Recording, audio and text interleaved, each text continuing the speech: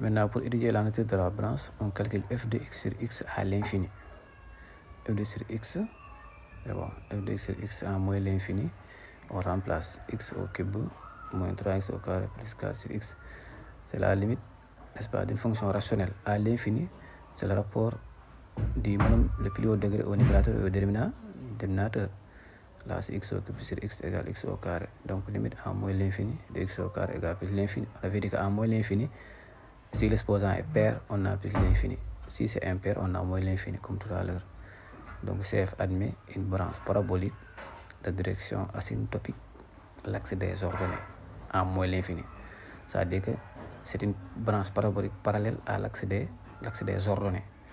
Dans le cas contraire, si on avait limite quand on a moins l'infini f de x égale à 0, on a une branche parabolique de direction asymptotique, l'axe des abscisses. Dans ce cas, la branche parabolique est parallèle à l'axe des abscisses si f de x égale à 0.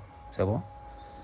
Ensuite, donc, on a les mêmes conclusions pour f de x en plus l'infini aussi.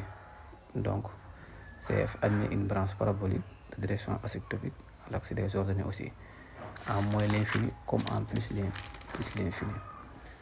Voilà notre table de variation. On avait dit que c'est moins l'infini 0, 2 plus l'infini, f' est aussi positif.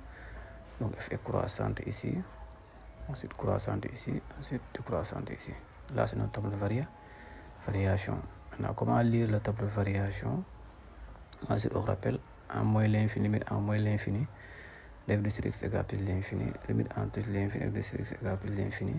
Ces éléments-là, tous ces éléments-là sont représentés dans le, n'est-ce pas, sont représentés dans le graphe. C'est bon? Voilà.